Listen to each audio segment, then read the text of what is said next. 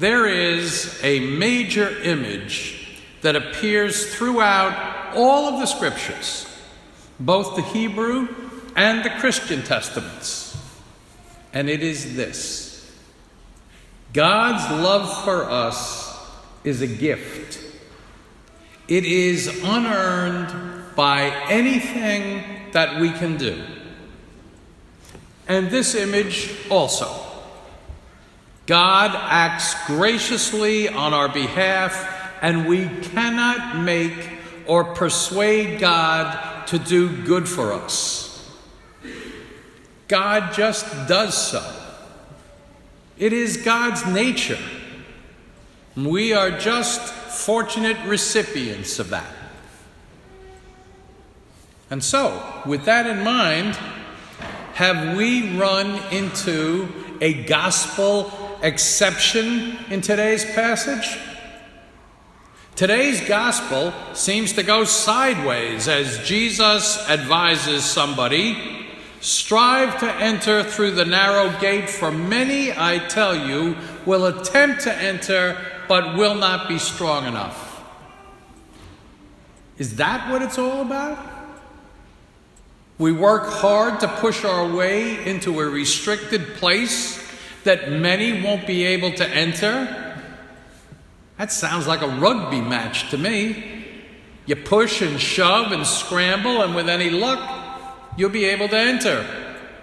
But you better do that in a hurry, because once the doors are locked, you're going to be stuck outside, knocking and begging to be admitted. Well, one thing is for sure. Jesus' words should shake anyone out of his or her complacent or lackadaisical discipleship. Jesus tells us that even those who accompanied him on the road, even those who ate and drank with him, his own table companions, even they don't get a free pass. Jesus' words cause us at this Eucharistic table to wonder. We have been given the gift of new life. And if we are true table companions of Jesus, then our lives need to reflect our nearness to him. We should have learned from him to display God's compassion in our daily little ways and in the larger patterns of our life. Just invoking the Lord's name in prayer is not good enough. Jesus' followers might have been able to boast that they sat up close to him at table, but it is by their actions that they will show that they have accepted him and his ways. Through Jesus, entrance into the reign of God is given to us as a gift. But to show that we have accepted that gift, disciples have to live changed lives. That person who asked Jesus about the few who would be saved, that sounds to me like he or she was feeling pretty confident that they were among those few. And Jesus' response certainly would have shaken the seemingly secure ground on which they thought they stood. In Jesus' day, there were groups like the Pharisees, like the Essenes, who thought themselves specially chosen by God. They separated themselves from the rest of the people so that they wouldn't be tainted by the huge mass of sinners around them. They wanted to remain religiously pure and ready for the arrival of the Messiah.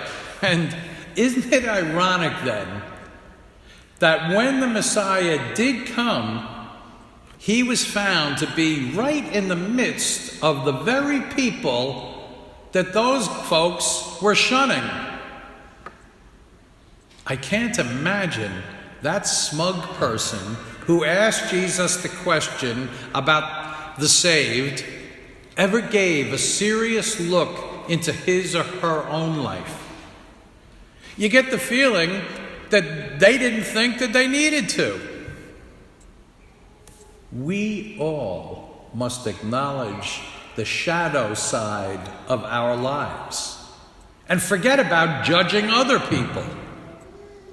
We may feel like religious folks, but how inclusive are we of others who have different religious persuasions? Are we kind and generous to those in need, even if they are outside our own religious circle? Do we work with others, believers and non-believers, for the well-being of our neighborhood or the environment or the needy of this world? Or do we think that God's will is only to be found in our own church's efforts and outreach? What must have been a great surprise to those who thought that they would get into the Master's house, the great surprise was that they were rejected. They get there too late? Were they too casual about their invitation? Did they put off the response because maybe it meant they would have to change their lives? What would astound them in Jesus' imagery is that those that they considered outsiders, those people from the north and the south and the east and the west, they all got in to sit at the table in God's kingdom. Because you see, with God, things aren't as neat and fixed as we would like them. Not when the insiders become the outsiders and the outsiders become the insiders. See, that person's question was all about numbers. And Jesus brushes that question aside. He's not counting disciples and judging his success by the numbers of people that are around him. In fact, we're told he's heading for Jerusalem. And once he gets there and events start to unfold, he can count his followers on one hand. You know, when I was a boy growing up in Brooklyn, we were told that salvation was pretty much guaranteed if you were Catholic. Now that left out quite a few Protestants and Jews and Muslims and non-believers in the Bay Ridge area. And there are still a lot of people today who hold that their way to salvation is the only way. We cannot restrict God's grace to a narrow channel. Not if we've been paying attention to the readings we've been hearing week after week in Luke's Gospel. Luke reveals over and over again how inclusive Jesus was. The most surprising people responded to Jesus' message. The kind of people that his disciples would have at first considered unworthy. And I got to tell you, they would have considered Jesus much too free with his gift of mercy, much too welcoming to his table to those who never would have been considered guests in the homes of the religious and social elite. If we want to find ourselves at the table of the kingdom of heaven, then we had better get to know now those others who Jesus says will also be there. Those others who come from the four corners of the globe. And the prophet Isaiah today, in that first reading, also challenges his contemporaries the very same way that Jesus did to the people of his time. Isaiah's words break through any exclusivity or any sense of singular privilege which the Jewish people might have felt because of their status of being God's chosen ones. Isaiah says God's call isn't meant for just a few, but that all people shall come to offer themselves to God. And so, in the end, salvation, entrance to the reign of God, comes to us as a gift. And that gift requires a decisive response on our part. If we realize how loving God has been to us, then we had better show that same love towards others. If we have come to know God's forgiveness, then we had better let go of the debts that we hold against others.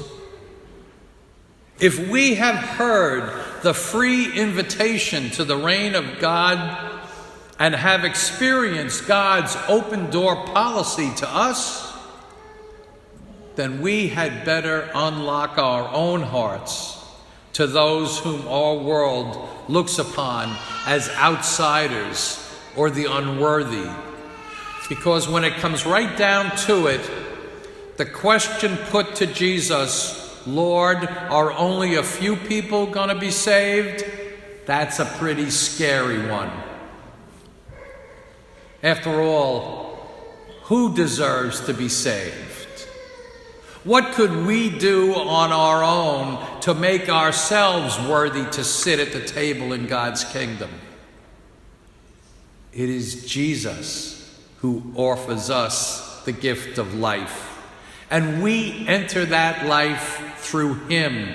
Jesus is the narrow gate. But it is a gate wide enough to admit many, many more than small-minded people could ever imagine.